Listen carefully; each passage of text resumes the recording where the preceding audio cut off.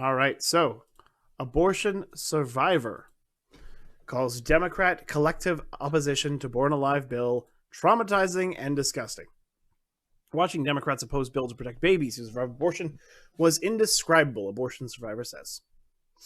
So, it's almost indescribable for me to say what it's like to see the people who are opposition of truly who I am and what I have suffered, the population I serve, and they're still suffering today, says Melissa Oden, the founder of Abortion Survivors Network, an advocacy organization that offers support to people who survive abortions.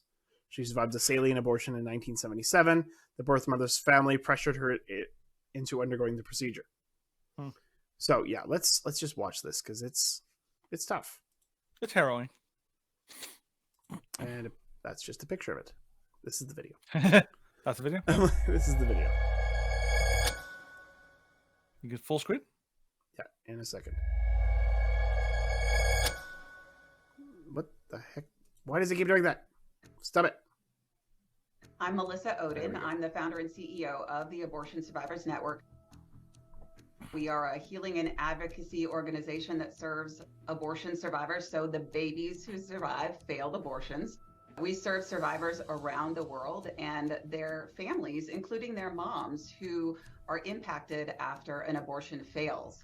And of course, I have my own backstory that led me to creating this organization. I myself am an abortion survivor. In 1977, I survived a saline infusion abortion that was forced upon my birth mother by her family. I soaked in a toxic salt solution for 5 days, being poisoned and scalded to what was intended to be my death. And on the 5th day of the abortion procedure, I was accidentally born alive. You know, sadly, there were demands made to leave me to die at St. Luke's Hospital in Sioux City, Iowa, by my own grandmother, who was a nurse at that facility. And gratefully, after a few minutes, I know that I was ultimately rushed off to the NICU by a brave nurse who was willing to do the right thing for me. And for me, that's what the Born Alive vote is all about, is ensuring that babies like me are provided medical care. My life, no survivor's life should ever be left in the hands of whoever is. Yeah. So she goes on, and it is a good thing to watch. So despite demands, so the bill also clarifies that a survivor is a legal person for all purposes under the law of the United States. Additionally, it states the baby born in an abortion clinic does not have adequate care. Facilities will be responsible for transporting that child to a hospital. No survivor's life should ever be left in the hands of whoever happens to be working that day. Knowing that it was blocked over 80 times when we had Speaker Pelosi, obviously yesterday was very historic. All but 2 Democrats voted against the legislation, which of course passed 220 to 210. Senior Democratic lawmakers tweeted criticism, calling Republicans' position extreme. Of course. The extreme position is the children born alive should not be murdered. That's the extreme position. Yeah, Makes you wonder, if that's the extreme position, what's their position? Yeah. So Kamala Harris says House Republicans passed an extreme bill today that would further jeopardize the right to reproductive health care in our country. This is yet another attempt by the Republican legislatures to control women's bodies. At that point, the child is outside of the body. How are you trying to control a woman's body at that point? So, how most survivors find it traumatizing and disgusting that we are reduced to being a partisan issue, she said. That's not who we are, and that's not what we're trying to make us out to be. So, unfortunately, it sends it to the Senate through the upper chamber, which is unfortunately controlled by Democrats. So we'll have a lot of abortion survivors reaching out to senators. We're constituents of our senators, and we deserve for them to hear our stories and how their vote impacts us. So, of course, it's horrifying that the Democrats, all but 2 of them, would vote against protections for survivors of botched abortions. Yeah. Like people who are born alive, who are struggling to breathe, especially tiny little infants. And you're like, nope, we can't. Like, yeah, I think it was Nader. Ralph Nader? Ralph Nader, yeah. Yeah. And he's like, well, like, it puts the child and the mother at extra risk if we have to transport this child to the hospital. It's like... Only the child. What? No, it doesn't. It doesn't put anybody at extra risk. No, those are the 2 justifications that the Democrats came up with. The first one, like you said, Ralph Nader. Because the Democrats, I love how, like, somebody today put, like, the Democrats are basically the Borg. Like they all think alike. They all vote in lockstep. There's no diversity within the Democrat Party. But they have to take the moral high ground. They have to claim that we're the morally virtuous ones. So they can't actually say that they support something horrible like this. So they came up with two excuses. One, what the one Ralph Nader said, basically said well, if the child is forced to be driven to a hospital, maybe he'll die there. So we should just not do it. I'm like, no, you can actually create an addition to that idea and actually say well, he must be provided with healthcare and life-saving healthcare no matter where he is, right? But if it's in an abortion facility, we know how they like to basically throw kids into closets or flush them down the toilet or drown them. The healthcare facility. Sorry, the worst thing I could say. The Planned Parenthoods and all those facilities, they have a vested interest in making sure these children don't survive. So no, you cannot allow them to hold them. The second excuse that they come up with is, you remember what that second one was, Stephen? No, it was that this isn't happening. So this is a totally unnecessary bill. They do that all the time. It's well, this barely happens. We don't even know if this happens at all. That's what they say. And here's to what I say to that. And maybe you guys can give a better counter argument. My argument is, let's imagine that somebody in Congress and the Republican Party wants to pass a bill that makes it a criminal offense to for lizard people to go around murdering people. It's well, that's not happening. Well, if it's not happening, why vote against it? I mean, is there a downside? If it's not happening, what's the downside? But no, I want lizard people to go around and murdering people. It's you can't actually make that argument. If it's not happening, then there's no reason to vote against it. Why would you vote against it? It's a non-argument, and it's not that hard to point out how stupid that is. It's well, I'm against people eating other human beings eating other human beings on the street. It's that's not happening. Okay, well, why would it be bad to vote against that? Yeah. Why would you oppose a bill like this? Why would you oppose a bill even if it's not happening? It's just well, just in case. Just vote against it anyways. It's an excuse. So yeah, it is. It gets pretty bad out there. The Democrats are the party of evil, and this is one of those places where you can really make that case, because only people who are evil would support the murder of children, and particularly when every abortion argument goes out the window, because every abortion argument is contingent on that child being inside the mother. That's every abortion argument. The second they leave the mother's wombs and they're outside in the real world, every abortion argument's gone. At that point, they really expose that they are murderers. So, yeah, that's my take on it. Well, this is an interesting point from Conquerworm. So, Dems, Republican, Libs, NDP, Conservatives this day and age. Is there really much different? You have to find the fringe members that are considered extreme to find the good ones, and of course, they're few and far between. That is, it might be a generalization, but it is unfortunately generally true. Especially in the more mainstream parties, especially the Democrats and the Republicans, and of course the Conservatives and the Liberals and the NDP here in Canada.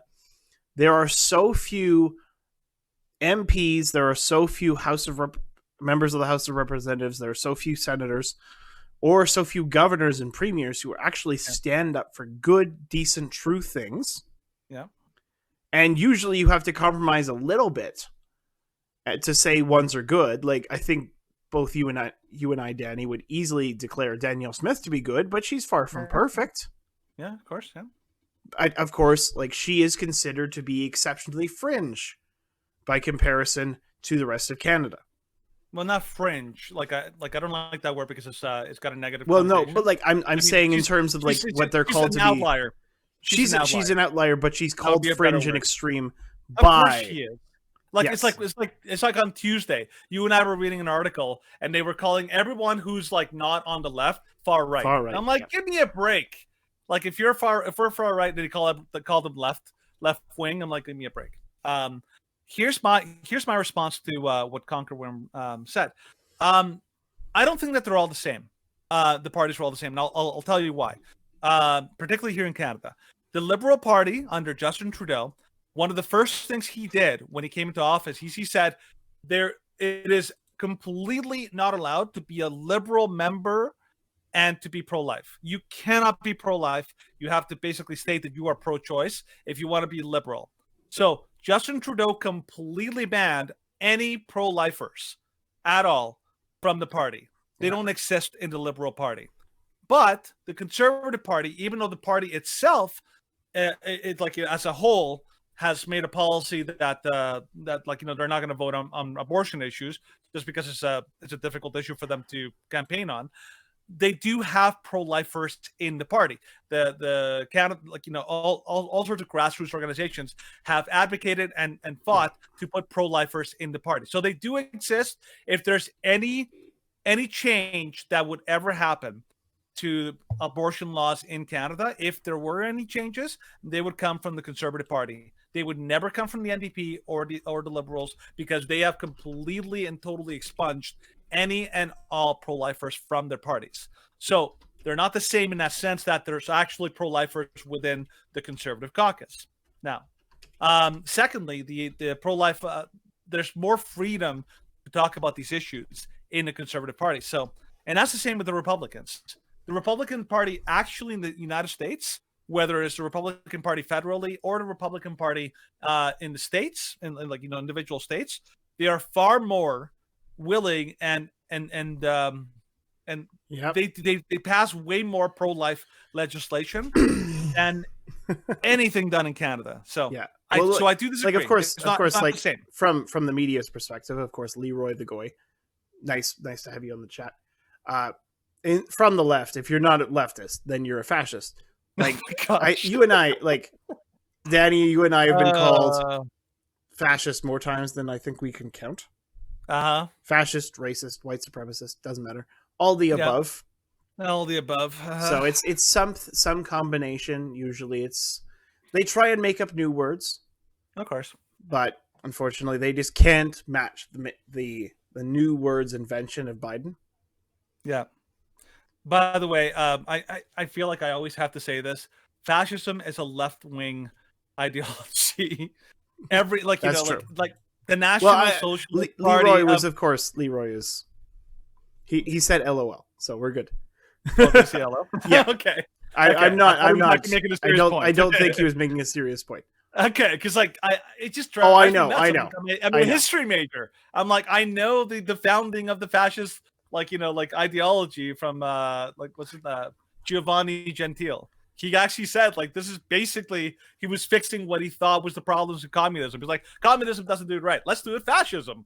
This is a better way to do socialism. It's like, it's nonsense. It's total nonsense if you think that fascism is left wing. It is just not. Gentile? Yeah, Gentile. Yeah, so Italian. Yeah, but it's pronounced Gentile. No, it's not. Okay, well, whatever. Giovanni Gentile. Gentile. Okay, well, fine. I was going by Dinesh D'Souza. That's how he pronounced it. Oh, okay. Well, Mr. Grammar Nazi over here. Okay. Anyways, go on. Admonish. Jesus. All right. So and now this next article. So House adopts resolution condemning attacks on anti-abortion facilities groups. That article is good. It's from the Hill. It's from the Hill, and the article suggests that everybody's condemning these attacks on pro-life facilities, but that's not actually what happened. The measure was approved in a 222 to 219 vote, with 3 Democrats voting for the bill. It specifically condemns recent attacks of vandalism, violence, and destruction against pro-life facilities, groups, and churches, and calls upon the Biden administration to use all appropriate law enforcement authorities to uphold public safety and protect the rights of pro-life facilities, groups, and churches. So, the resolution approved on Wednesday listed a number of attacks against anti-abortion institutions. They refuse to say pro-life because it's the Hill. Of course. So, The Democrats criticized the resolution for only condemning attacks on pro-life facilities and not including incidents that involved abortion providers, mostly because they're saying condemning recent attacks, and secondly, there is no individual in the Republican Party or conservatives as a whole that supports violent extremism and violence to get across an agenda. Mm-hmm. We do not support somebody trying to kill abortionists. We do not support someone trying to bomb abortion clinics. We hate these facilities. They are, of course, institutes of pure evil, but we do not support violence against them. We want them to go through the proper process, go through the law, and have these places torn to the ground legally because the law restricts their operation. Yeah, it's basically, we don't support doing evil in order to stop in order evil. To accomplish a good. Yeah. So, and it's like, okay, well, you're not willing to condemn violence against those you don't support. Mm-hmm. But, oh yes, if it includes violence against those that we support, then we'll condemn it. But if it's people that we don't support, then we're not going to say we're against it, because really we're for it. And a lot of Democrats were supportive of the graffiti and the violence and the threats against pro-life facilities. Yeah, there's an old adage that's very common in American politics. There you go. If the left didn't have double standards, they wouldn't have any standards at all. Which I always agree with, because the idea, if you really follow American politics and Canadian politics too, like follow the left-wing political groups, they are notorious for being complete, total, like gaping like hypocrites.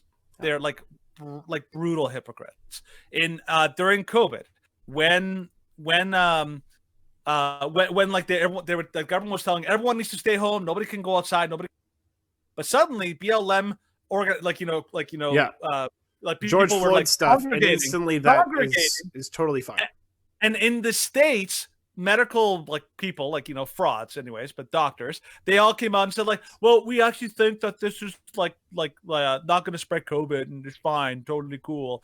But then in the same breath they said but any protest against COVID measures are bad and they'll spread virus and they'll be evil, right? So total hypocrites right there, right? Yep. And then you look at here in Canada, when that whole, by the way, it was a hoax. The whole hoax about the children that were mass buried in Kamloops. Mass graves. Mass graves, thank you. The mass graves hoax in Kamloops, BC. That was a hoax. When that happened, there were suddenly enormous amounts of attacks on churches. A lot of these churches were actually native churches and churches of immigrants, right? But they were being attacked. They were being completely and totally burned down. This was happening everywhere. The Canadian government and our Prime Minister, Justin Trudeau, refused to condemn them. They refused. They just outright said no. Even his former head advisor Gerald Butt said well, yeah, it's understandable that people are mad and so their actions are justified. I'm they're burning down churches and you have no problem with this. But the second somebody writes a little spray painted anything on a Jewish temple or a Muslim mosque, you go nuts. Oh, hate crime. And it's the end of the world, and racism is exploding in this country and everything goes around. So when you see the story from the Hill, these people are legit. These are not normal people. These are not the kind of people that you and I would run into on in our general interactions. You would not run into people who are this insanely hypocritical, and they know how hypocritical they are, and they're proud of it. These are the Democrats in Congress are not normal people. They are so brutally deceptive, deceitful, and wicked. Deceitful, everything about it. It's incredible to see it in real life. You're just you realize how incredibly obvious this hypocrisy is, but they'll do it anyways. It's crazy to me. I don't know if people find this just as crazy as I do, but it's amazing. You think reasonable people would be able to come to a reasonable conclusion. No, not in Congress. That's thrown out the window, and you wonder why people online are literally insane. They cannot like hold a coherent thought in their heads because our governments are basically like acting like fools. Yep. Like they can't even like be reasonable at all. Like reason has gone out the window.